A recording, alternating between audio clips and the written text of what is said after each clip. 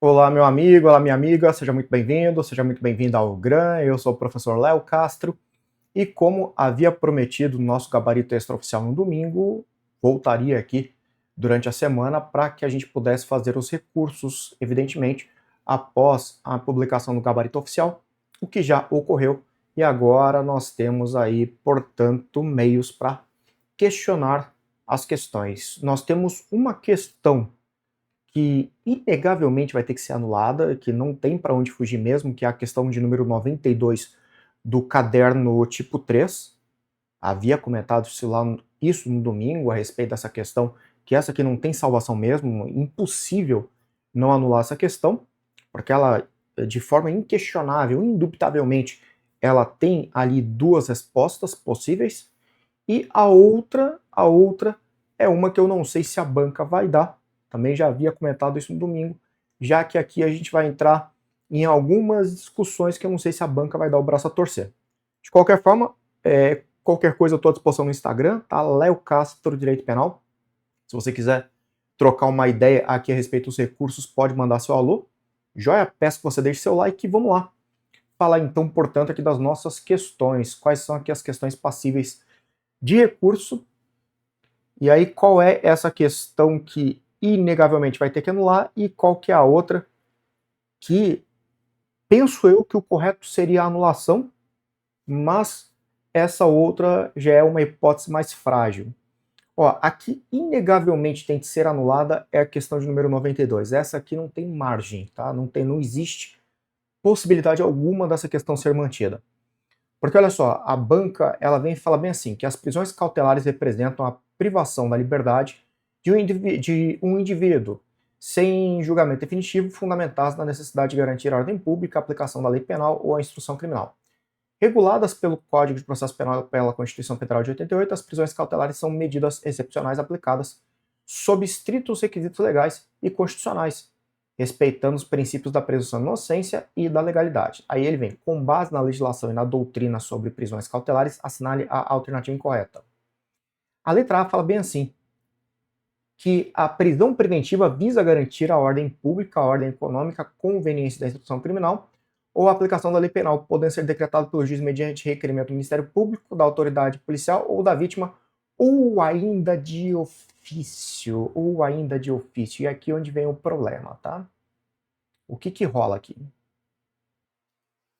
Olha só, o artigo 311 do CPP, ele fala bem assim, em qualquer fase da investigação policial ou do processo penal, caberá a prisão preventiva decretada pelo juiz a requerimento do Ministério Público, do querelante ou do assistente, ou por representação da autoridade policial.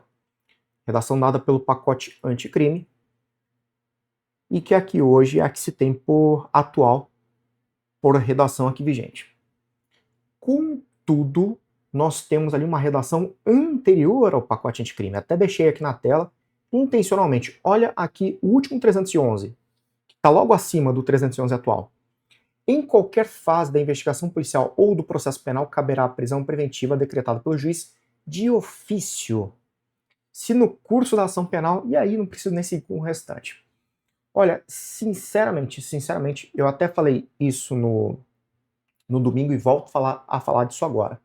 O grande Diegão perguntou, Léo, você acha que isso aqui rolou IA no uso aqui na elaboração dessa prova? E eu até brinquei, Diegão, a gente tem duas alternativas aqui. Ou o examinador confessa que não entende do assunto e está desatualizado a ponto de trazer ali uma redação de 2019, já que o pacote anticrime entrou em vigor em janeiro de 2020. Então ele trouxe ali uma redação de 2019 e deu ali por correta, ou ele assume isso, que ele está desatualizado, aí nos últimos 6 anos ele não se atualizou mais, ou ele assume que fez o uso de IA, muito provavelmente aqui IA gratuita, isso acontece geralmente quem faz uso do ChatGPT ali, aqueles planos mais baratinhos, ou aqueles modelos menos especializados, e aí ele dá esses vacilos de pegar e alucinar, ou aqui trazer resposta que está desatualizada. Então, das duas, uma, ou o examinador não sabia nada do assunto, que realmente não acredito que seja verdade, duvido muito que seja isso. A banca não ia contratar uma pessoa leiga, isso nem passa pela minha cabeça, na verdade, uma possibilidade dessa. ou a pessoa assume que, de fato, ela usou IA de forma equivocada. Eu acho realmente que foi o que aconteceu aqui nessa questão. Então, a letra A está inegavelmente errada. Não existe margem aqui para discussão quanto a isso. E aí nós temos também a alternativa E, que foi ali apontada pelo gabarito, como sendo ali a ser marcada por estar errado, e de verdade está errado mesmo isso aqui, pois fala em prisão preventiva decretada automaticamente, algo que a gente aqui sabe que não é possível. Então, não tem margem nenhuma para discussão, essa questão ela será anulada sem dúvida alguma, e fica o pedido para as bancas, por favor, aprendam a usar as LLMs, as IAs, como chamamos popularmente. São ferramentas maravilhosas desde que você saiba utilizá-las da forma correta. E aqui a sugestão de resposta, tá? Solicita-se a anulação da questão 92, uma vez que o comando pede que seja assinalada a alternativa incorreta, embora a alternativa E atenda a esse critério ao sugerir ilegalmente a prisão preventiva automática, a alternativa A também se encontra flagrantemente incorreta, gerando duplicidade do gabarito. A assertiva A afirma erroneamente que a prisão preventiva pode ser decretada de ofício pelo juiz. E aí aqui o restante da proposta de recurso para você tirar um print aí da tela e fazer algo semelhante. Só peço que você não faça idêntico, né? Não faça idêntico.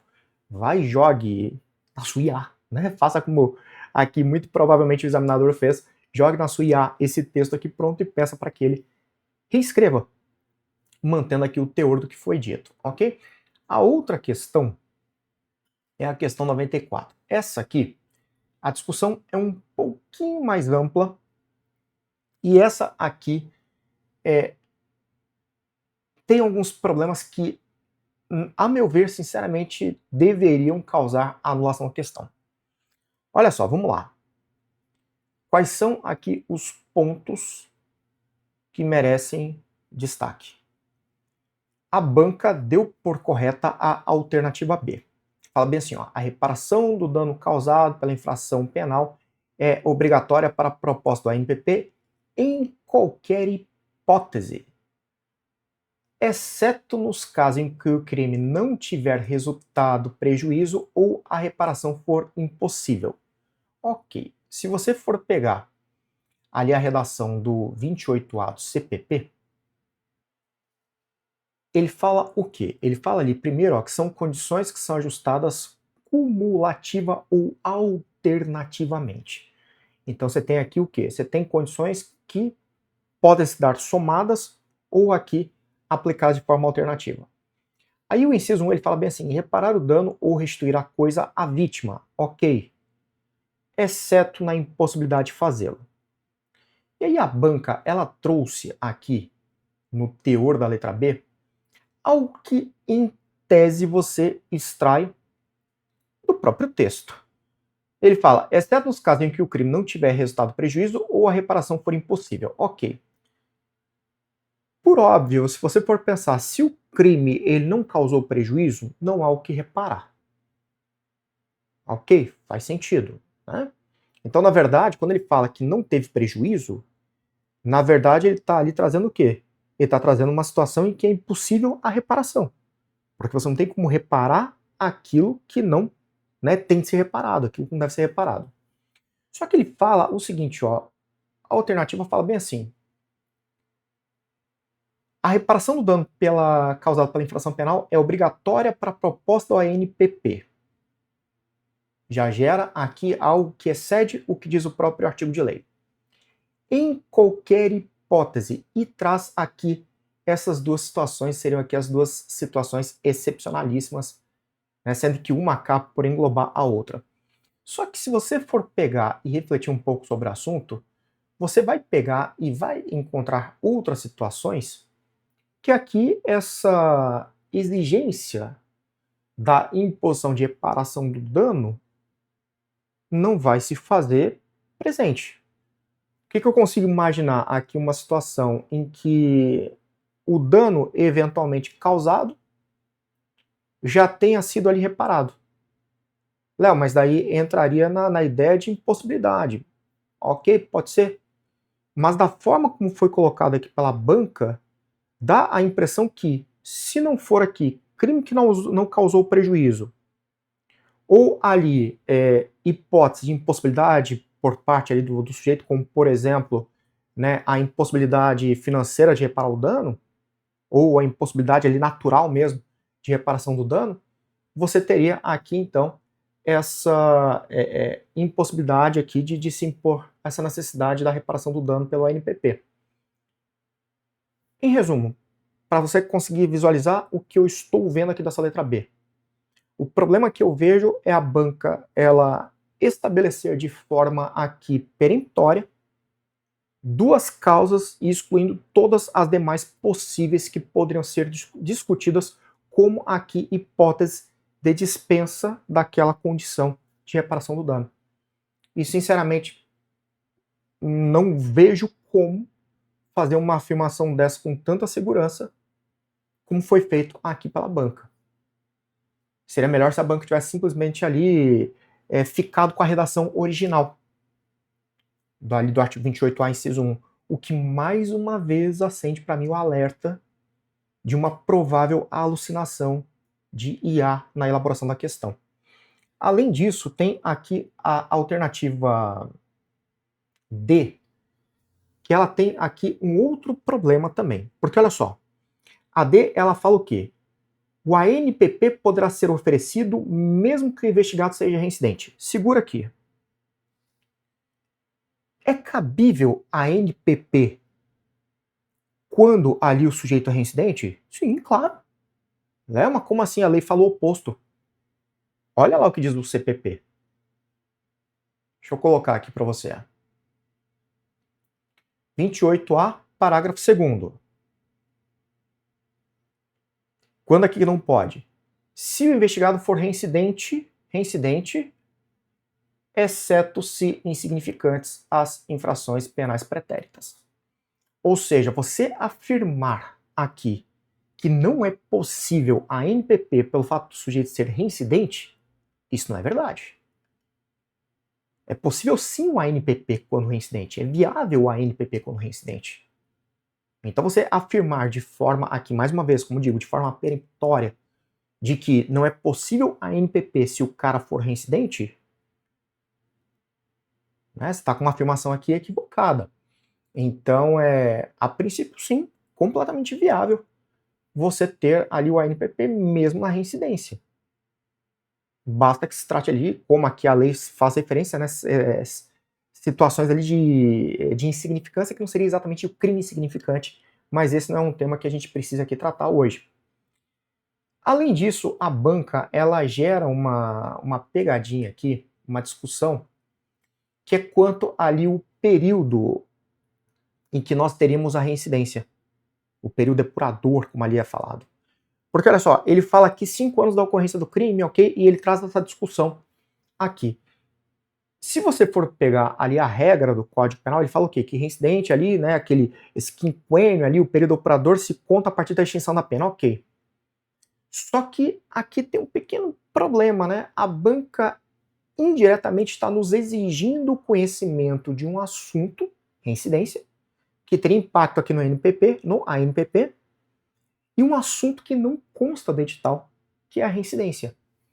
Então, pelo conjunto da obra, sinceramente eu acredito que aqui seja o caso de anular a questão por conta de aqui terem sido trazidas aqui algumas afirmações que são no mínimo aí questionáveis. Aquela da B, trazendo ali de forma peremptória, que só vai ter dispensa ali da condição reparação do dano ou restituição da coisa naquelas duas únicas hipóteses ali elencadas, né?